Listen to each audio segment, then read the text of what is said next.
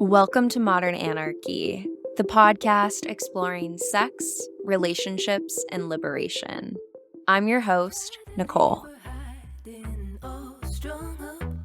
I tried to keep her quiet, but she's screaming inside of me. I tried to keep her hiding, oh, shut up. I tried to keep her quiet, but she's a wild, wild woman. On today's episode, we have Kat. Join us for another special episode of the Relationship Anarchist research series. Together, we talk about getting outside of the monogamy, non-monogamy binary, finding your edge of deconstructing internalized systems of oppression, and embracing the inevitability of change. Hello, dear listener, and welcome back to Modern Anarchy. I am so delighted to have all of you pleasure activists tuning in for another episode of the show each Wednesday. Y'all, these episodes have become so meaningful to me.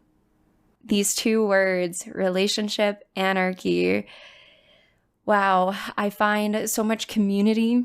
I see myself in the joys and the struggles of all of the people that have both answered the questions, the invite to submit your answers to these questions that we explore, and the guests on the show. And so each time that I edit one of these and produce it for all of you dear listeners, I just feel more and more seen, more and more in community, and not alone in this, right?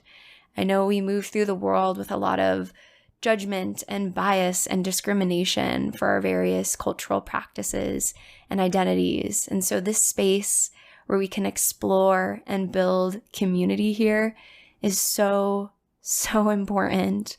And I just feel so happy and so lucky that strangers from around the world are trusting me to come onto the show to answer these questions. And I'm just touched by every single conversation that I get to share with you in this podcast space, dear listener.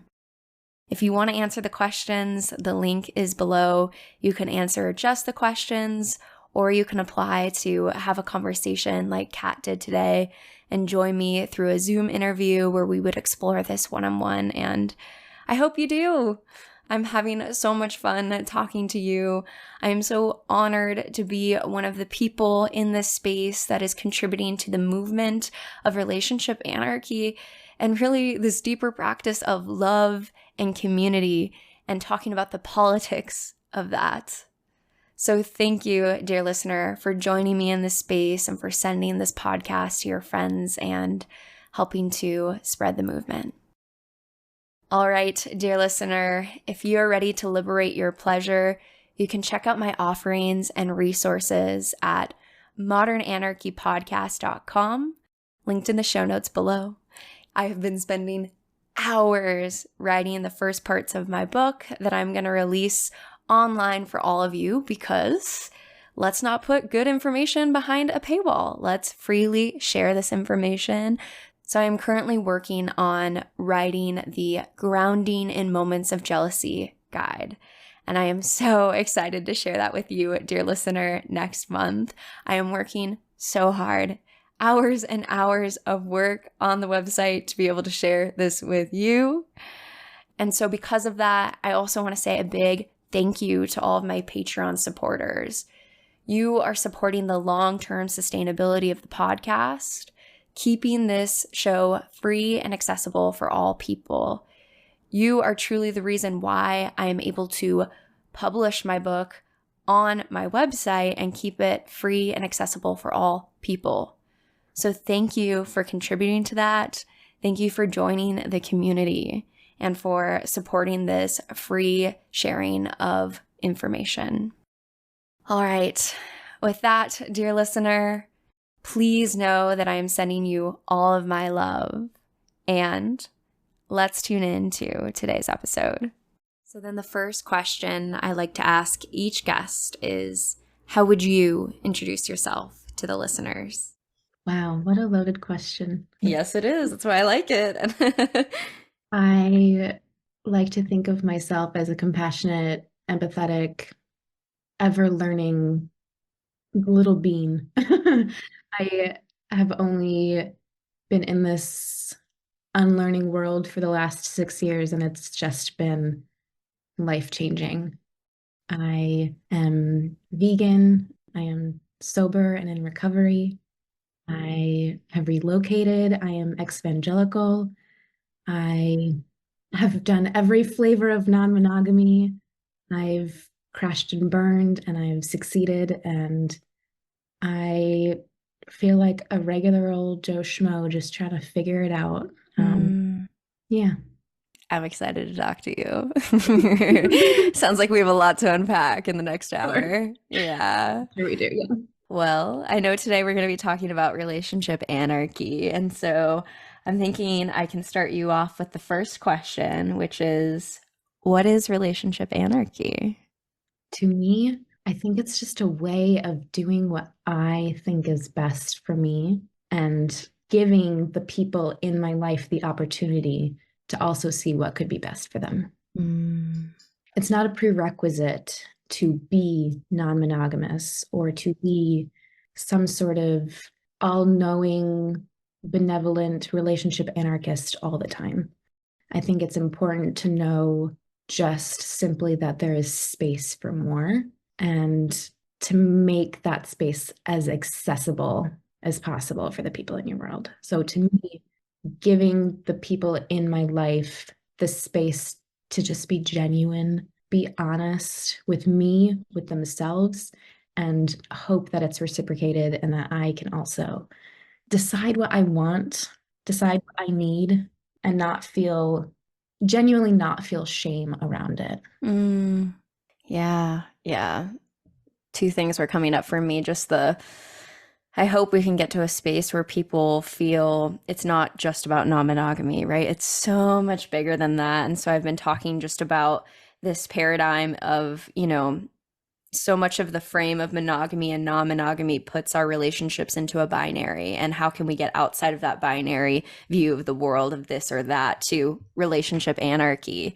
But within that, I've been thinking a lot about what sort of language could we use to still describe the practices of what we're choosing to do so that we can communicate with others. And I've been kind of simmering on the sexual fidelity versus sexual self-governance.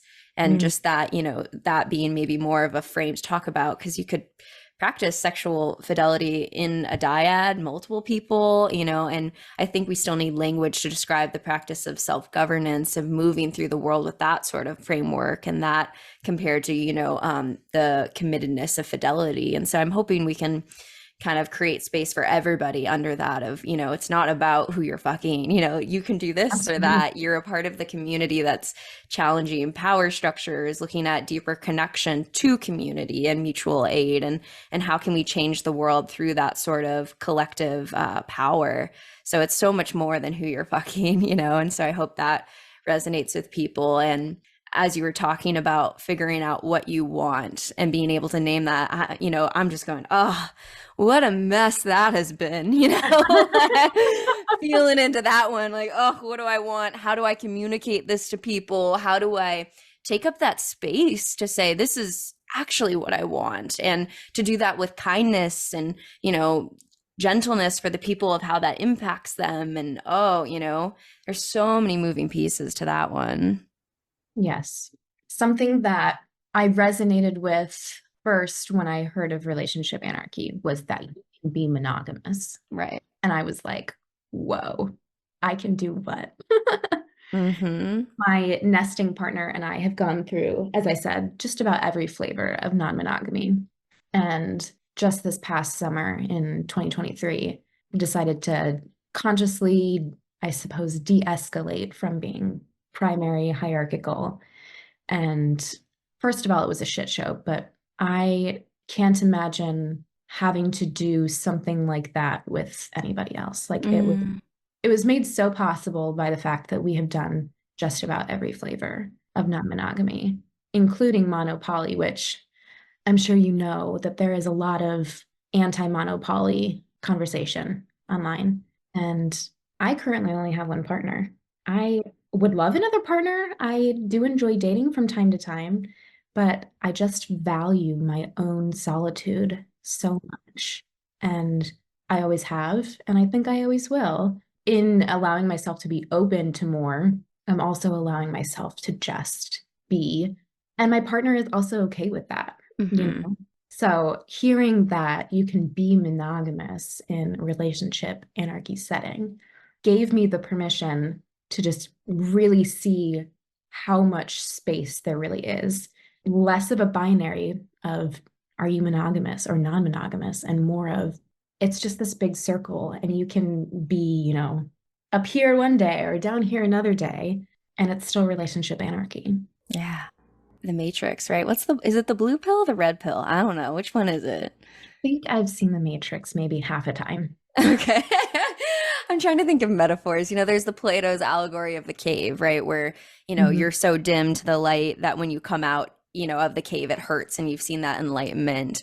Or, yeah, the blue pill, red pill matrix, right? Whatever sort of metaphor that we want to use.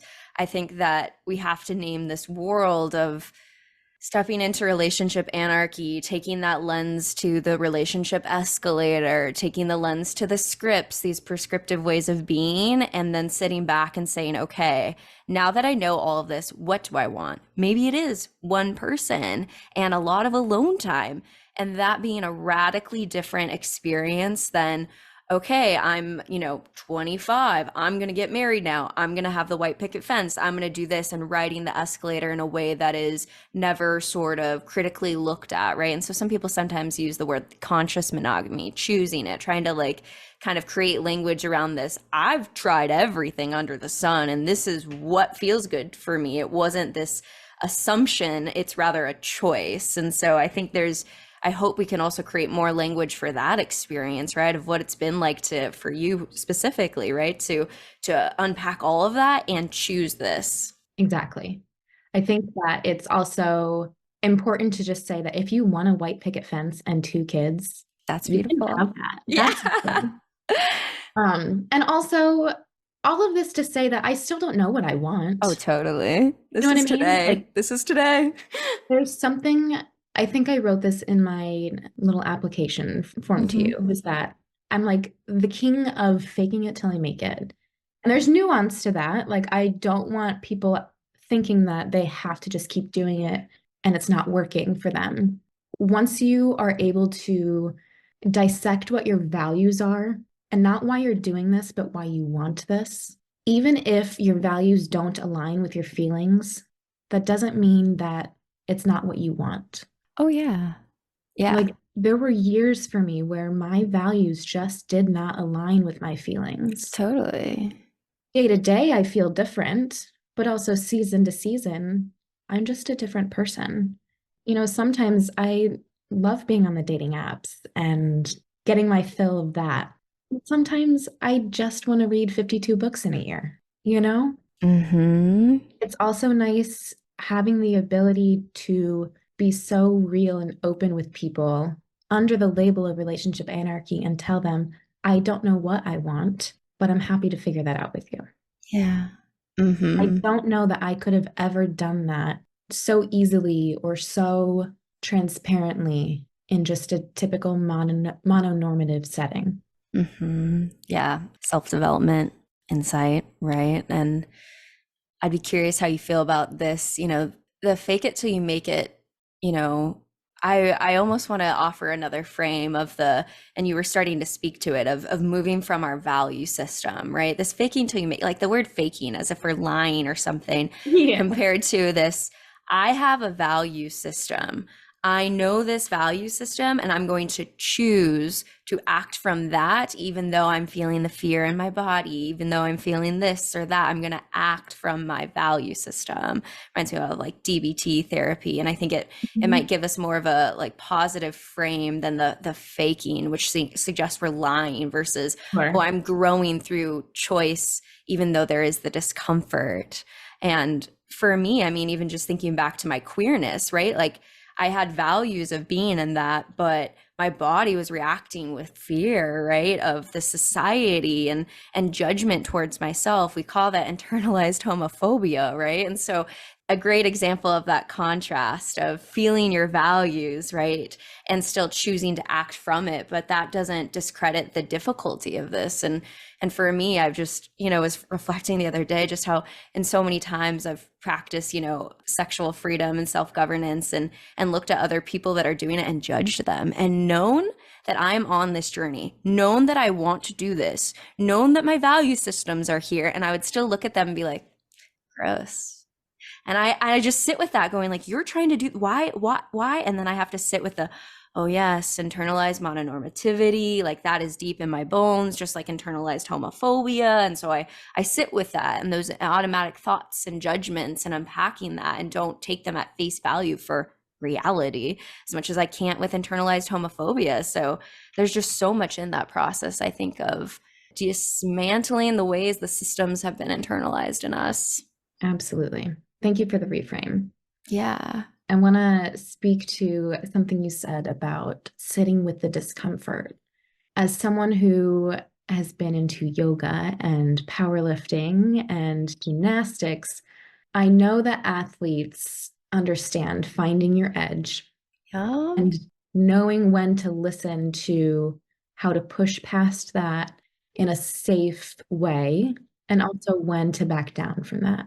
And I do believe that it's a lost art to put that skill to our mental and emotional capabilities as well. Mm-hmm. Mm-hmm. It is not always about, oh, that doesn't feel good for me, I'm putting up a boundary. I think that's an abuse of the word boundary, as are a lot of things. But in this case, it's not benefiting you in either way to just shun yourself from anything that makes you uncomfortable. Mm-hmm. Yeah. Growth comes in discomfort, right? And do you follow the Reductress account on Instagram? No, I'm not on Instagram. Okay, yeah, well, good for you. The account, it has like this, it was this one joke. So I rock climb, right? And it said, rock climbing gym membership requires certification of open relationship, dynamic or something silly. And it's just funny. The amount of people that have sent me that meme is so high. But I think about it all the time, right? Like what's the crossover between the rock climbing community and non-monogamy, right? It's wow, okay, exactly what you just said. I know where my limits are. I do hard things. I do scary things. I do dangerous things, but you do it with safety. You do it with a partner you trust. You do it with lots of communication. You do it with lots of practice. You do it with lots of baby steps, right? And you can start to see how that parallel would translate directly to, okay, we're embarking on this journey together. How do we communicate? How do I check in with my body so that I'm not quite literally dissociating or blacking out on the wall because I'm so scared, right? That is not the state we want to be in when I'm climbing, but it could happen if I push myself past that point. And so there's so many times, like last night I was climbing this route where I was, looking at the roof and I'm going to be climbing up, sort of upside down going, oh my God, that's so scary. And then I flash it, I do it and it's great. Right. So it's so much of that mental game of how much are we anticipating? Can we check in with our body and enough to actually push through that? I mean, that's the heart of everything, I think, in terms of the application between these two. Totally. Yeah. Which before we these conversations are hard for me because I think I could just run through the milieu of all things and get away from the questions. So I will draw us back to how do you practice relationship anarchy? I practice by prioritizing myself. I practice by caring for my friends in a way that I would care for my partner. And I practice in a way of caring for my partner the way that I would care for myself. Mm-hmm. I have one nesting partner. My nesting partner has been my core or anchor partner for the last 6 years. And they now have another partner and a long distance partner who I also dated at one point. Fun. Isn't that how it works? Yeah. And I have a couple of, I hate the term friends with benefits, but that's the term that everybody knows. So I have a couple pals that I'll see occasionally, and I go to therapy. In terms of it being anarchy, it just becomes so intersectional for me, both with like my internal politics And also, I think how to navigate the interpersonal conversations that I have with people, especially around, I mean, everything's political. Yeah. Yeah. The So, personal. yeah, between like my inner critic, my inner dialogue, my inner politics, my inner values, and how those butt heads or even meet with the people that I interact with at work or my in-laws or my own estranged family. It's just also interwoven. Yeah. I loved what you were saying about loving others as you would want to be loved for yourself, right? That's Mm. spirituality. Here we go again, right? The golden rule. It's all right here, right? Yeah. That's been a lot of my frame of grounding for this too, because at times, like processing again through the discomfort of learning to love others and them love others too, and hold space for them developing love and capacity for other relationships. That's been so scary and so easy to do for myself. I can easily have multiple lovers and feel this capacity to say, yes, I love all of them. But the second that my partner does it, whoa, is that scary? Yeah. And so I'm thinking about the world of psychodynamic theory, which is a little, I'm going to say it's negative, but at times they talk about how, people are objects in our world. And so, I don't really like that frame, but I think another maybe frame to it of understanding is, I have a secure attachment to myself. So I'm not really worried about myself, but then the question of looking at my partner and can I have a secure attachment as they build out all different types of love, again, not just sexual, all types of love where they spread their energy and time and touch and all of that with multiple people. And I frequently come back to the space of, okay, what sort of freedom would I want? And that has been such a grounding space of moving from love of how I would want to be treated. Exactly. Something that you said reminded me to just mention here that envy and jealousy still happen. Oh, And yeah. it is not the point of non-monogamy, and especially not the point of relationship anarchy, to just eradicate those things.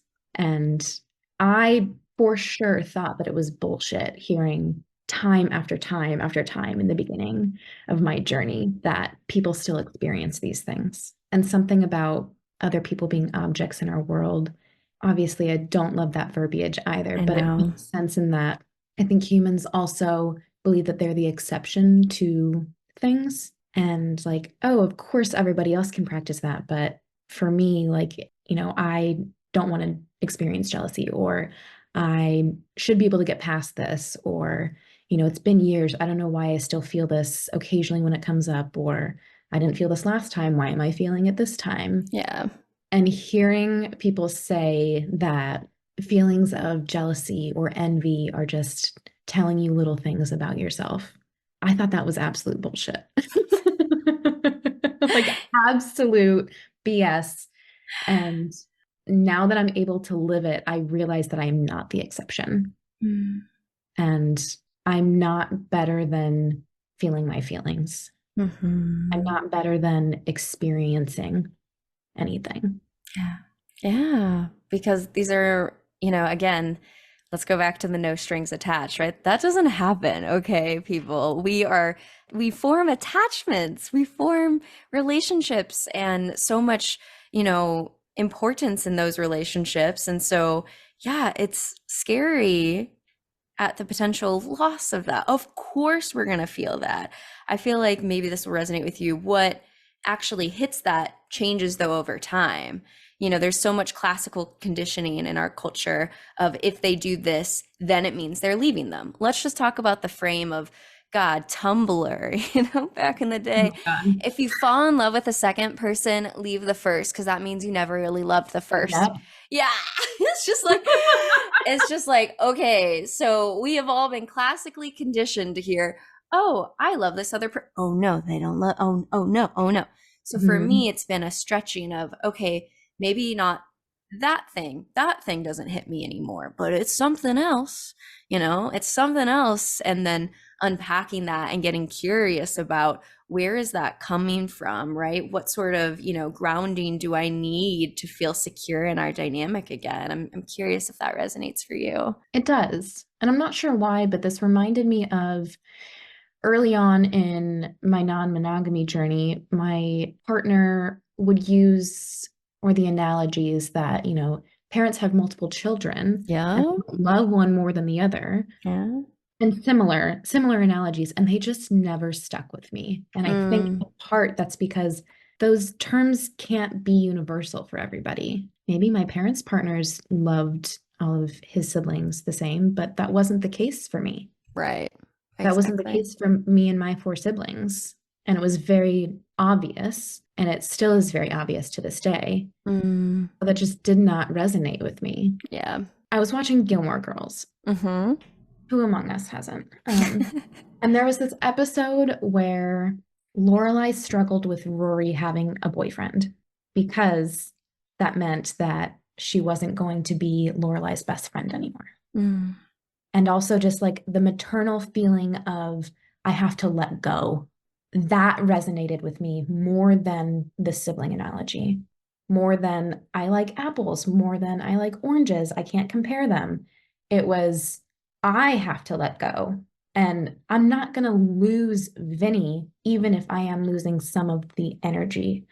I'm not losing the love of Vinny.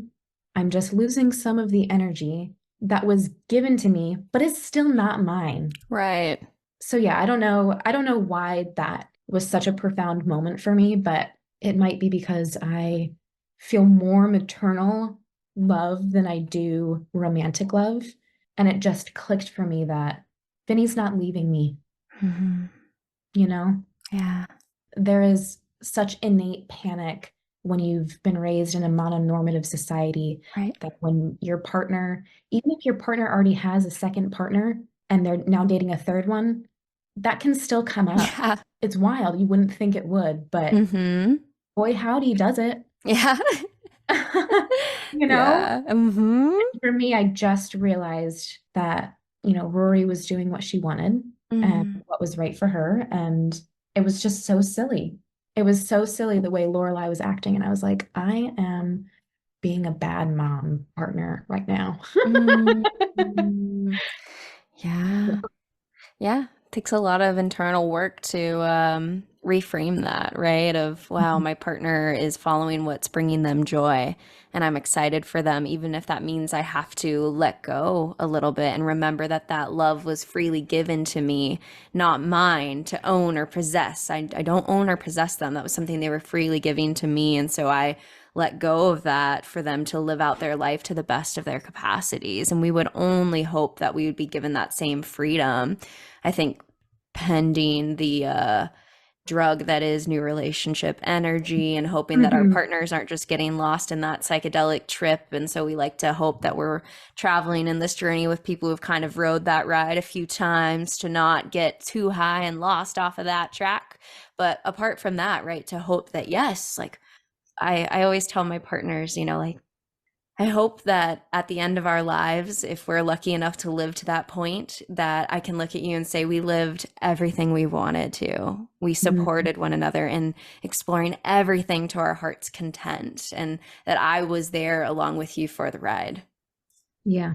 And that sometimes means letting go of that piece of control, potentially, to reframe back to what you were saying earlier of, I want you to have that freedom, that love, that capacity, as hard as that can be, It's true too that the association that we have with a partner leaving us, or a partner breaking up with us, or us needing to break up with a partner, is the toxic mononormative breakup.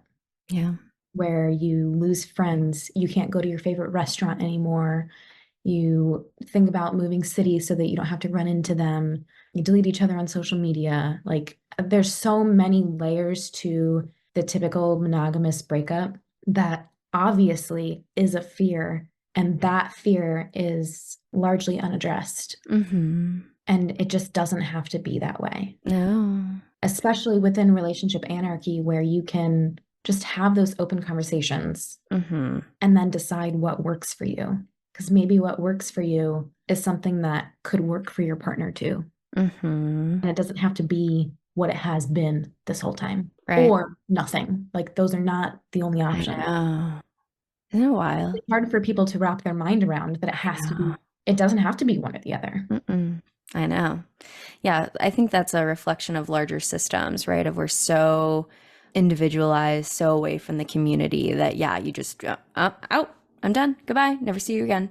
Versus this reality of even just for me inhabiting queer spaces, you know, where it's a much smaller community. So, yeah, when you potentially quote unquote break up, right, I'm going to see them, you know, especially within my queer climbing community. Then you go real small, you know, I see you now every Sunday. Hey, you know, so just that navigation of that space is maybe, I think, a reflection of the larger ways that we're so broken apart rather than in community. But again, like you're saying, the self-development to navigate that, huge. It's, you know, back in the day, I didn't really have the capacities to navigate all of the feelings that came up around that. So it's such a journey to be able to get comfortable with that. And I think that being a key part of relationship anarchy and reconfiguring and constantly reconfiguring, maybe, shoot, you know, like just the inevitability of change and the ways that that works. So that skill is something that's really important in all of this. Absolutely. And Yeah. it's nice too what you said about having the community. Um, oh, Hi, hi. fat cat. It's You're a part of the community too. nice to have the community that understands it, because Right. then they are also able to hold space. There's something to be said for within the personal development, knowing how to regulate, self-regulate, but having the ability to co-regulate even with the partner that you just uncoupled with is so nice. Mm-hmm. How many monogamous people I know, when I was in monogamous relationships, I wanted to co-regulate with my ex-partner immediately after. Let's have a debrief. Everybody has breakup sex. Like, come on. Like, Yeah. it's written right there, and we just don't utilize it. We're not allowed to feel this way, or we have to feel this other way, but it's accessible. There's space for it. We just have to like recognize that there is space. Right. Which means creating new narratives of possibilities, right? Of ways to connect. Again, we need more narratives of that because the only narrative we have right now is divorce, right? And then you have this complicated relationship afterwards versus, you know, oh, we're still re-navigating that. And so for me, even stepping into this community in my local community in Chicago and seeing people who have done this, who have reconfigured and gotten closer, now live together and never did when they were dating, you know, like as, you know, friends, whatever label we want to put on that. Friends is not expressive enough for the complexity of that, but you hear me. So I think having narratives of that possibility in my world just changed everything. Because again, I can't see this in media. I can't see this in a movie. So actually seeing it lived out and worked in reality has shifted, which is why I'm so passionate about this space as the podcast, right? Because I know that so many people don't have examples of it. And so when we're speaking of it, I have other people coming on here and talking about that journey. I'm hoping that it's percolating, you know, new narratives for people in terms of what's possible. So Absolutely. yeah. One of my best friends from high school, we consider each other partners, I would say, but it's a very loose term. We're very much like queer platonic partners. Mm-hmm. And most of the time we default to just best friends. They live across the country in their own little polycule, and the polycule considers me part of the polycule, little Cute. comet. And Yeah. they have been ahead of me on this journey for a few years. And so it's been wonderful to have just some Mm-hmm. sort of model, like you were saying, to know that it is possible. I know that not everybody has the privilege to have like a really close friend or family who's also doing this that they can confide in or Yeah. up to, but I have learned so much from them just in the way of watching and letting my brain reframe as much as it can. Yeah. Exactly. Which is uncomfortable, but the growth. Growth. Yeah. And, you know, the next question I have here is why do you practice relationship anarchy? Mm. I think it becomes just as intersectional for me as my veganism, as my soberism, as my feminism. I try to instill in myself the ability to not think that one injustice is more important than another, and that I can't fight for one because one might be more important. And it just makes sense to me that similarly, one person's needs in my life are not more important than another person's needs in my life. And those two are not more important than my own needs. Mm-hmm. And within this structure, come here, got a kitty friend. Yeah, so cute. Oh, I love another black cat. Hi.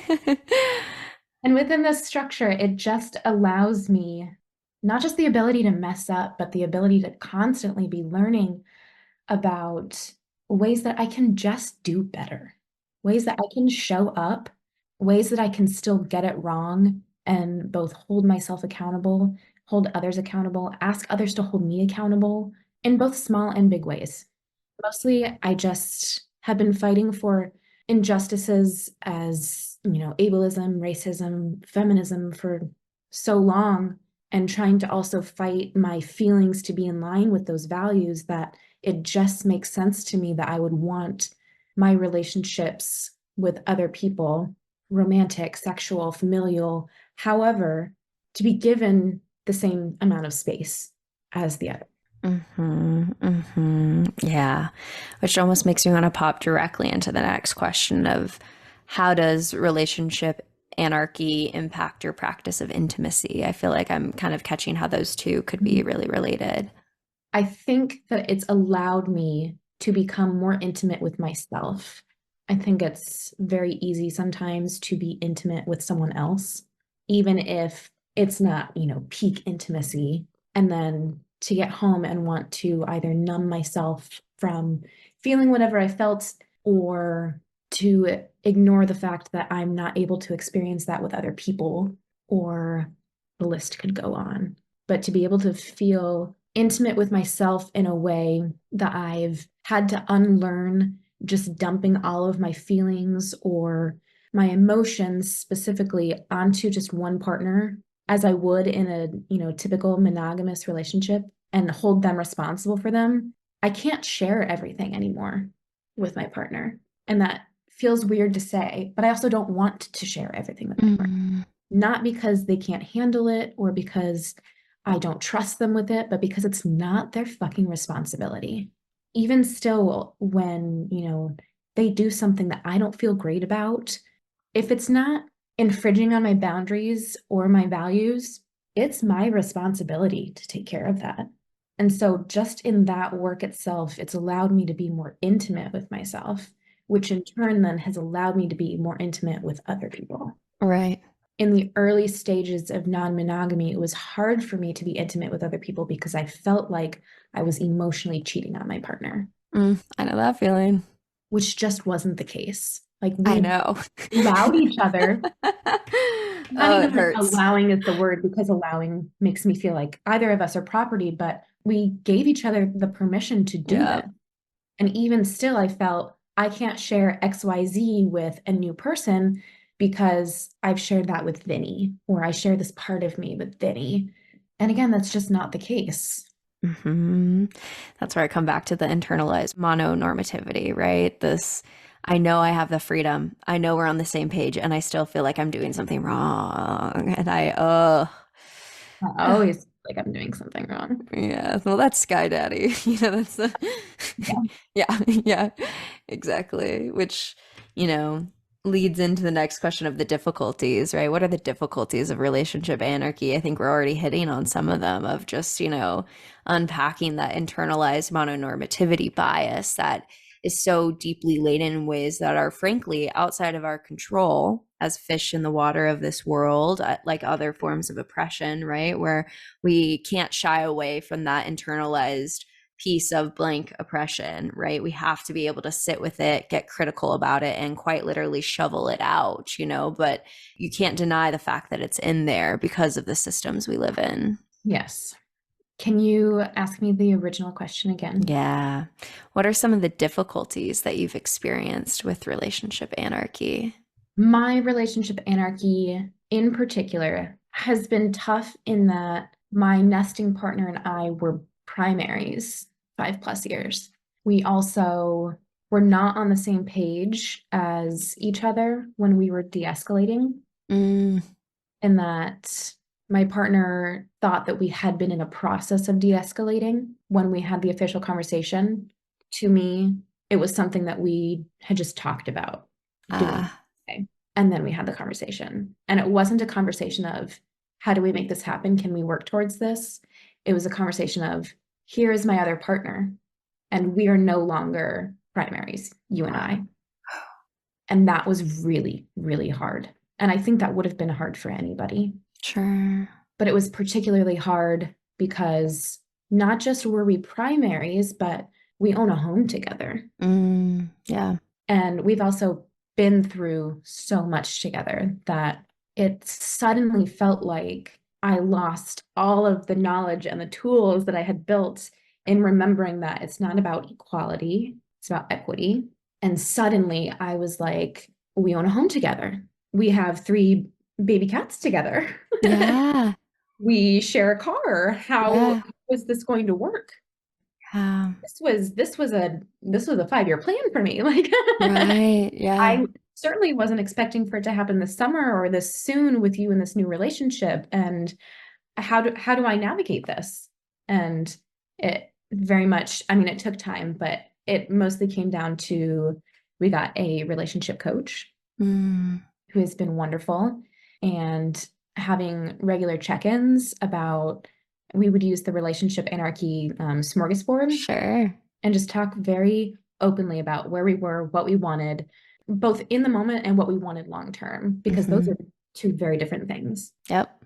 And the struggle has gotten so much easier Mm. that it's not something that I think is ever going to go away, which they don't really tell you, but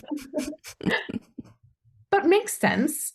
Your Yeah. life problems just never stop Mhm. happening, you know? Mhm. And I think that a lot of newbies out there, shout out newbies, think that it's about perfectionism or like being perfect or getting it right, because otherwise you're hurting someone. And there is a distinct difference between hurt and harm.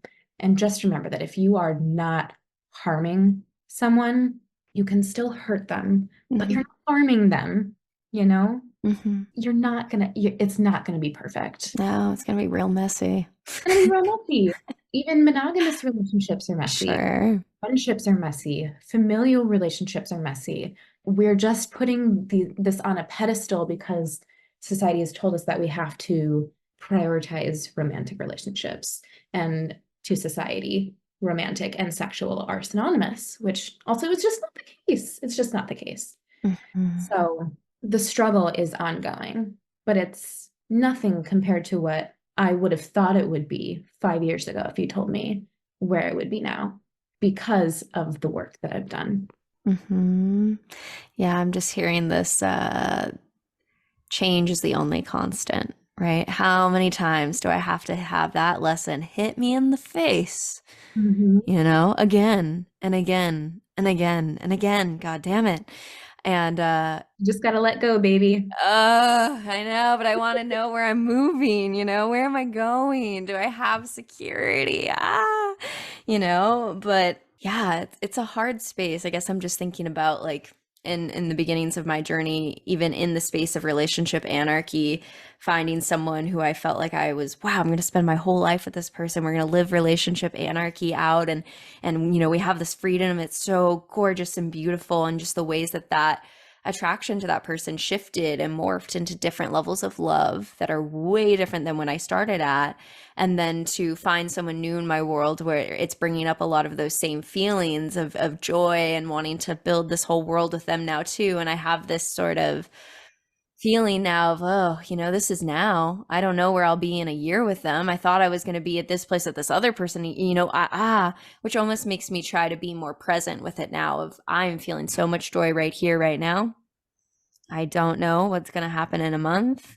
I don't know what's going to happen in a year, but right now, right here, it feels so good. But yeah, it's really hard to flex that when we have quite literal, things like a house and a mortgage and a car and these very, depending on which levels you choose to, cross over in that, those are very, kids, right? Pets, these are very real lived, strings. And so the inevitability of change with those sorts of strings, complicated. It's complicated.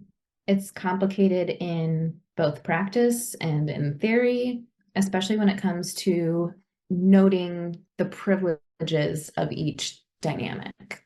Right, exactly. Yeah, because, yep, the personal is political. It's right there. All of those privileges are pertinent. And then trying to think about equity and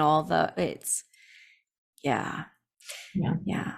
Which is making me think too. I mean, these are some of the complexities, but what are the joys? All of this work that you're putting into deconstruct and sit with this. What are some of the joys of relationship anarchy? I love meeting new people. My biggest joy so far was realizing that there is not the one for me.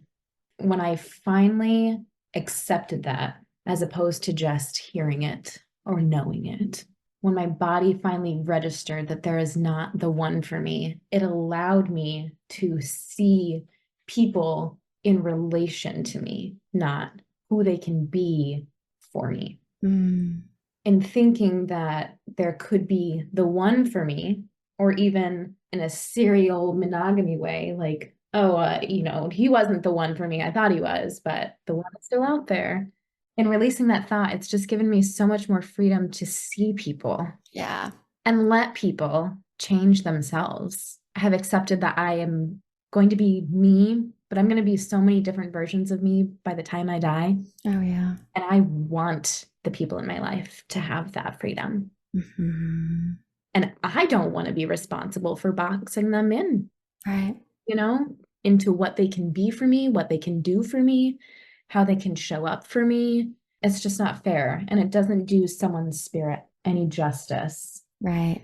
I'm thinking about, for me, as I step into this frame more and more, it's so much easier to see it with friends, right? Again, friends, we may have best friends, maybe one best friend at some point, and it's really clear you're spending a lot of time with that one, but you have multiple other friends. Maybe you develop two really close best friends. Maybe even you have the three of you hang out and really love that. Or maybe you spread out the time where you see the one best friend here and the one best friend over there. And within this frame of best friends, it's so much easier, this release of control, right? We don't look at someone else. You're doing what with your other people, right? Like there's so much more flexibility. And for the, all of us, I don't, I'll speak for myself. I'm going to assume for you and maybe the world out there, of just the ways that as you move through your life, you change and grow, and certain friends grow with you and certain friends don't, and go down different life paths. And we kind of allow that sort of flexibility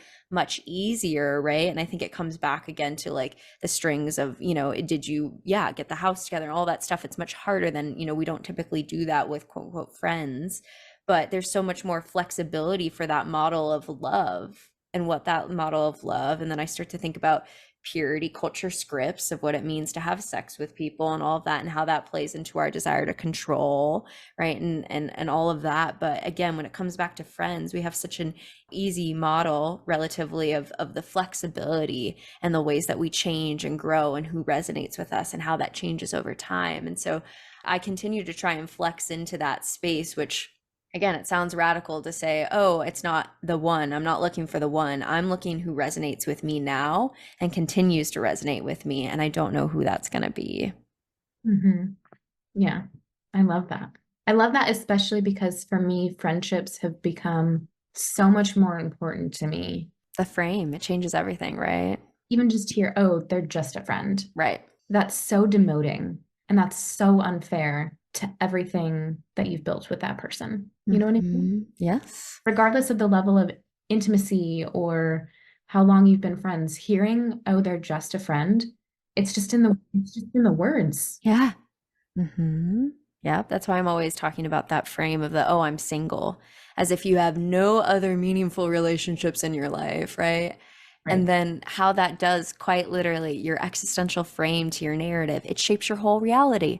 I'm alone. I'm alone. Oh, I just have my friends over here. Just my friends came over. What? Yeah. Right? And so when you start to flip that and actually see, oh, this is a human that is spending their limited time and energy, and we are co-creating this dynamic together that shapes how I see myself, how they see themselves, and the complexity of that. I think it really expands your world out from this two-dimensional black and white to a full rainbow of colors. And I think, at least for me, that's one of the many beauties of this frame, this philosophy, this practice. It's true. And I think on the other side of the same coin, opposite of, oh, they're just a friend, you hear they're so close, they're like family. And it feels like there's just a hierarchy of how relationships have to be. And sometimes it's like ingrained in law that your husband or your wife is going to be more important than anyone else. Right. Until then, your family is the most important. And for folks like me, and I'm sure many others who are estranged from their family, we Right. hear things like, your friends are your family. And I don't want my friends to be my family. I just want community. Why do they have to be something that they're not? Sure, I treat my friends like my family, and sure, I treat my family like my friends, and that's how I think it should be. But why can't we just reframe that to be, this is my community of people? Mm-hmm. Powerful. Yeah. Which is leading me into maybe the last question that might resonate with what you just shared, which is, what do you wish other people knew about relationship anarchy? That it's possible. Yeah, yeah, right. If I can do it, anybody can do it. Yeah. I mean that wholeheartedly. If I can do it, anybody can do it. Laughing at the cat. Yeah, no, I'm laughing at myself actually for just like previous, yeah, the cat's adorable, but I'm laughing at myself for previous versions of me, my old self who, my partner, I was in a monogamous heterosexual relationship and my partner would want to go just to grab lunch with a female friend and I lost my shit. Like not even someone they dated in the past, not even someone they're interested in, just a friend, and I would flip out. And part of that, I don't know about you, it goes back to purity culture where I was taught, oh, a man and a woman can't be in the same room together. That's too risky. That's too dangerous. That's not okay. So I was already framed in that this is not appropriate to ever happen at all. So when my partner goes to do that for lunch, my brain, whoa, so I'm just laughing with you of if I can do it, you can do it energy, because that's where I came from, Yeah, I Jesus. specifically the phrase like causing a brother to stumble Yeah. puts all of the responsibility on this woman, which makes you want to distrust her for no reason. Well, Like, she's Eve. She's Eve. She started the whole thing, remember? She started all the sin. The woman. apple. I claim Putting that now all with pride. Putting all of that responsibility in this specific scenario where, and I can relate to this, where one of my old boyfriends would want to hang out with a girl. Yeah. Purity culture taught me that it is her responsibility. She should know better because I know better than to hang out with some guy by myself. So what is she doing? And then that makes me distrust her. Right. But also the underlying distrust is actually with my partner, and I'm just not acknowledging it because I don't trust that if I were alone with a man, even if I were the one causing him to stumble, he would be the one stumbling. I know. And I'm just holding that there's in no world that we could have tapped back into our younger selves and said this. You know what I mean? Like the complexities of just the journey that it is to get to this space of understanding that with insight, which makes me just so curious where we'll be at in 20 plus years when we look back going, man, we knew nothing, or we knew a lot, but wow, there's even more to learn, right? Just the complexities of no one could have tapped me on the shoulder and just handed this nugget to me. It took all of the unfolding over years of messiness to kind of get that level of insight. Yeah. It's also been a lot of just reading books. Like last year, the big two books for me were All About Love by Bell Hooks. Yeah. And The Polyamory Paradox by Irene Morning. Okay. All About Love by Bell Hooks helped me reframe how I perceived love. she talks about how love is the ability to nurture one's own and another's spiritual growth through respect, care, affection. And that's the definition of love to Belle. And that just made so much sense to me. To go back a little bit, we were talking about the ownership of your partner's love or energy and them giving it to me. Reframing it not just as like a chemical reaction for NRE, but my partner and myself are able to experience love just as any other emotion. It is not just a thing that we do arbitrarily. And love in the absence of any of those things, to me now, is just not love. And so knowing that my partner is capable of love by that definition makes me accept more easily that they want to love other people. It is a red flag to me to not want my partner to do that. Right. If I didn't want my partner to love other people in the way of respect, care, affection, and nurturing their own spiritual growth or someone else's spiritual growth, why am I with them? Claps for Belle. Yeah. And that's not even a non-monogamous book. That's just a book all about love. And it really, really changed me. And then the other one, Polyamory Paradox, I feel like was a build off of Polysecure by Jessica. Yeah. But Polyamory Paradox was less about attachment theory and more about aligning your values with your feelings and knowing kind of the baseline of where you're at with attachment and your own trauma and feeling like, I don't know if you're also familiar with Clementine Morgan. They have a few zines, and one of them is called, I think, I Want This, but I Feel Like I'm Fucking Dying or something like this. That also was iconic for me a few years ago. But building off of just that idea, Irene puts into words in such a beautiful and succinct way, and through some exercises, how to feel safe when there's this discrepancy between your values and your feelings. Love that. Powerful. Very powerful. I'll have to check those out. I'm excited to look into them. Yeah. I recorded with Jessica Fern 2 weeks ago. I know. And I cried. I cried. I was so excited. It was such a big moment. I was like, oh my God, I made it. Ah, Congratulations. Thank you. It was so cool. Yeah. I'm like going through school and internship and trying to match and get all this, and none of it's resonating with me in terms of where I want to go. But to have that moment was such a so yeah. I feel that for you. That's really cool. I bet that's so exciting. It was.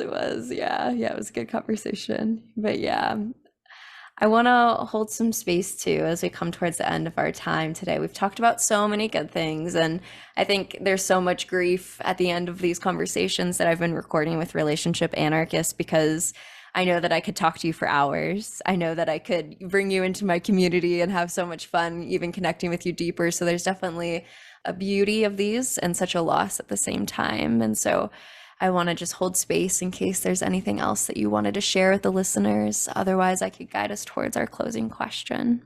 Feel free to guide us towards the closing question. Thank you. Okay. Yeah, of course. Well, then the one question that I ask every guest on the show is, what is one thing that you wish other people knew was more normal?